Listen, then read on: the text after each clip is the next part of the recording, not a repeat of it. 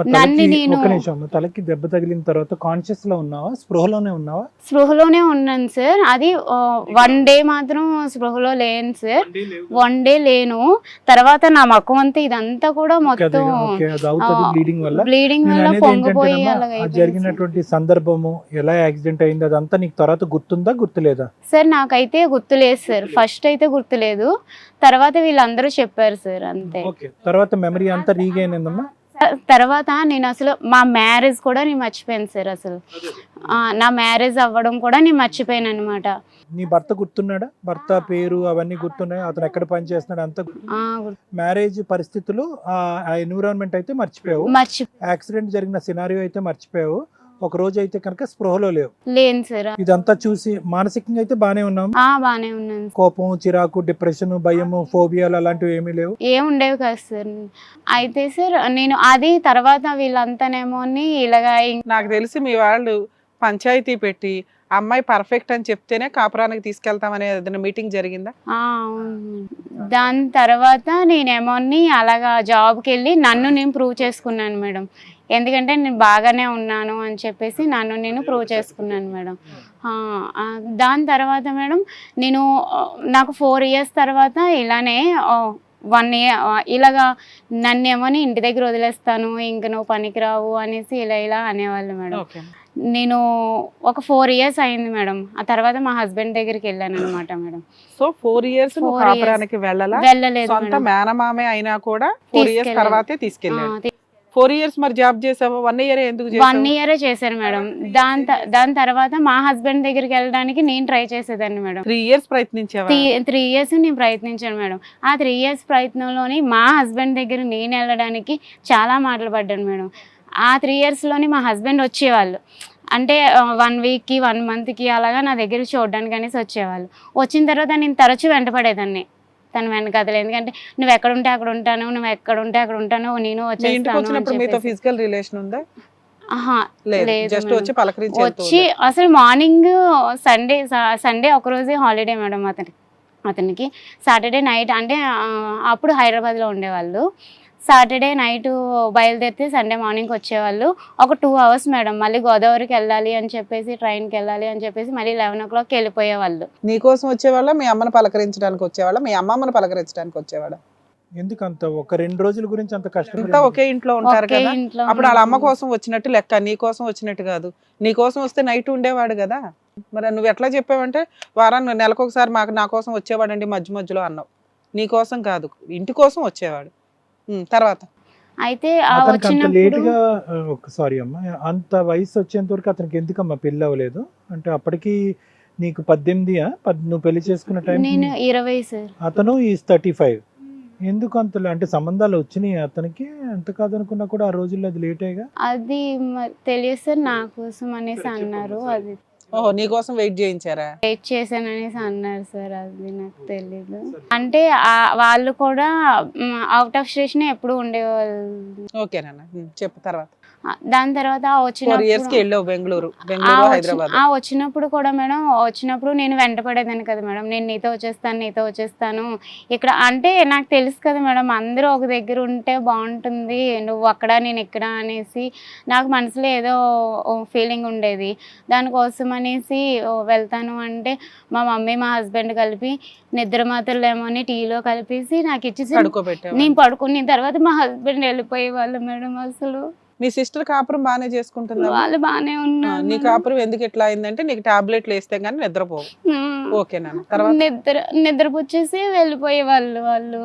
ఈ నిద్ర టాబ్లెట్లు ఎవరు ఇచ్చారమ్మా? అంటే నువ్వు వాడేదానివా? లేదు సార్, నాకు అప్పుడు తలకి దెబ్బ తగిలితే డాక్టర్ ఇచ్చారు. అంటే ఆ పెయిన్ వల్ల పడుకోవట్లేదు అనేసి డాక్టర్ ఇస్తే ఇంకా అలా కంటిన్యూ చేశారు. నిద్ర మాత్రలు కాదమ్మా, నీకు దీనికి సంబంధించి టాబ్లెట్లు వాడట్లేదు, అవి వేస్తే ప్రశాంతంగా పడుకుంటే కొంచెం త్వరగా తగ్గిద్దని. అవి కనీసం 4-5 years వాడాల్సిన సందర్భాలు కూడా రావచ్చు. మేబీ డాక్టర్ గారు చెప్తారు తర్వాత. నీకు 10 years యూజ్ చేయించారు. సిచ్యుయేషన్ బట్టి నాన్న వేసుకోరు కాబట్టి ఇలా నీళ్ళల్లో కలిపో ఏదో రకంగా వేస్తూ ఉంటారు. అదేం పెద్ద తప్పు కాదు. ఎందుకంటే సొంత అమ్మ కూతురు జీవితం నాశనం చేయదు. భర్త వేసాడు అంటే డౌట్ పడతాం, కానీ ఇక్కడ మీ అమ్మ వేసిందంటే ఇక్కడ తప్పు కాదు. నీ ఆరోగ్యం కోసం వేశారు అనుకుందాం. తర్వాత ఏమైంది? తర్వాత మేడం అలాగా నాకు 4 yearsకి నేను వెళ్ళాను మేడం. వెళ్ళిన తర్వాత మా హస్బెండ్ దగ్గరికి వెళ్ళిన తర్వాత నేను కన్సీవ్ అయ్యాను.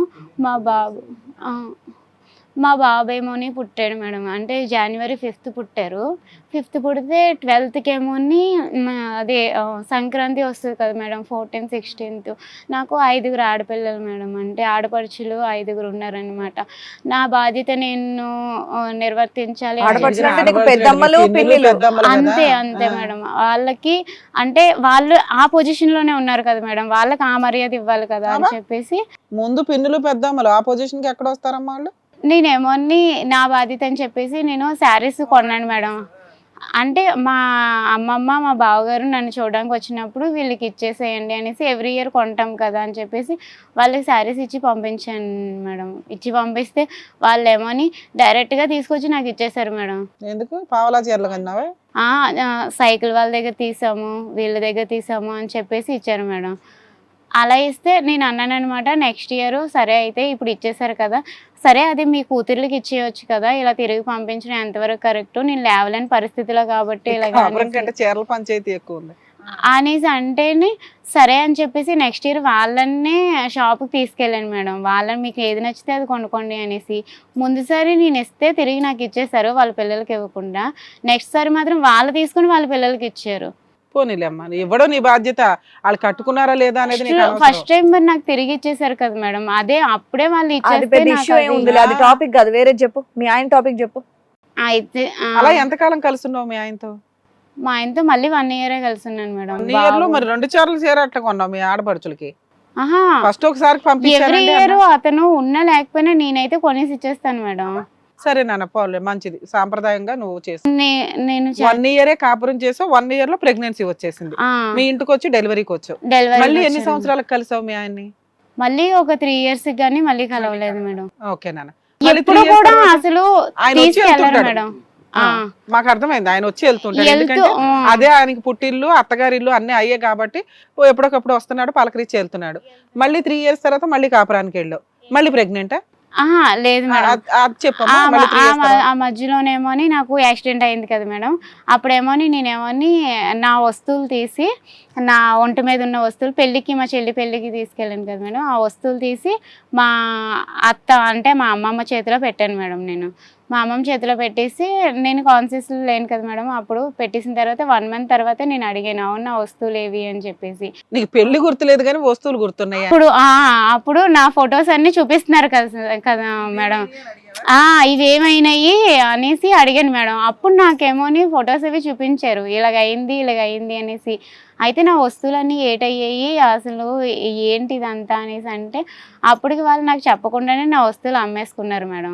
సరే, ట్రీట్మెంట్ కి అవసరం అయ్యి ఉంటాయి, ఇందులో గొప్పే ఉంది. సరే మేడం. అయితే నేనేమోని ఎవ్రీ టైం వచ్చినప్పుడు బెంగళూరు నుంచి కానీ చెన్నై నుంచి కానీ మా హస్బెండ్ దగ్గరికి వెళ్ళి వచ్చినప్పుడు అడిగేదాన్ని మేడం, నా వస్తువులు ఏవి అసలు. నువ్వు ఎవ్రీ టైం ఎక్కడ వెళ్ళావు తల్లి? 1 year వెళ్ళావు. 1 year వెళ్ళాను కదా మేడం. 1 year లోని ఒక 2-3 times వచ్చేదాన్ని కదా మేడం. వస్తువులు అడిగాను. నా వస్తువులు ఏవి అంటేనేమోని అది నేను ఆ వస్తువులు అడిగితే వస్తువుల గురించి చెప్పకుండా నేను వచ్చినప్పుడు అలా గొడవ చేస్తున్నాను, గొడవలది అన్నట్టు క్రియేట్ చేశాను. హాస్పిటల్ ఖర్చు ఎంత అయిందమ్మా నీకు యాక్సిడెంట్ తర్వాత? అది కనుక్కోలేదు, నగలు మాత్రం అడిగారు. ఒక 18,000 స్కానింగ్ అయింది సార్. మిగతాదంతా గవర్నమెంట్ హాస్పిటల్ వాల్టేర్లో ఉన్నది కదా సార్, అదొకటే బయట తీయించారు. పెద్ద వాల్టేర్ హాస్పిటల్ ఉన్నది కదా సార్, అక్కడికి తీసుకెళ్లి జాయిన్ చేశారు సార్. హిట్ టీవీ యాప్, ఇందులో short news, live news, entertainment shows, movies, digital magazines తో పాటు మీ జిల్లా వార్తలను కూడా ఫ్రీగా చూడొచ్చు. అంతేకాదు KG నుంచి PG వరకు విద్యార్థులకు స్కాలర్షిప్ కూడా అందిస్తున్నాం. ప్రతి వారం 10 మందికి లక్కీ డ్రా ద్వారా ఒక్కొక్కరికి 10,000 రూపాయలు అందిస్తున్నాం. ఇంకెందుకు ఆలస్యం, వెంటనే హిట్ టీవీ యాప్ ని డౌన్లోడ్ చేసుకుని ఫ్రీగా ఎంటర్టైన్మెంట్ పొందండి. Hit TV app. Hit TV app. Please download hit TV app. Hit TV app ని ఫ్రీగా డౌన్లోడ్ చేసుకుని ఎంజాయ్ చేయండి. మీకు నచ్చిన ఎంటర్టైన్మెంట్ కోసం హిట్ టీవీ యాప్ ని ఫ్రీగా డౌన్లోడ్ చేసుకుని ఎంజాయ్ చేయండి. హిట్ టీవీ యాప్ ని డౌన్లోడ్ చేసుకుని ఆస్వాదించండి, ఆశీర్వదించండి. ఇంతమంది సెలబ్రిటీలు హిట్ టీవీ యాప్ ని డౌన్లోడ్ చేసుకోండి అని చెప్తున్నారంటే ఎంత మంచి యాప్ ఆలోచించండి. అమెరికా అమెరికా అమెరికా అమెరికాలో చదవాలనుకునే వాళ్ళకి విశ్వసనీయమైన పేరు మన శౌర్య కన్సల్టెన్సీ. UK లో 1 year masters. UK లో 1 year masters. 2 years work permit up to 5 years visa. Contact Saurya Consultancy. Contact 89851 89851.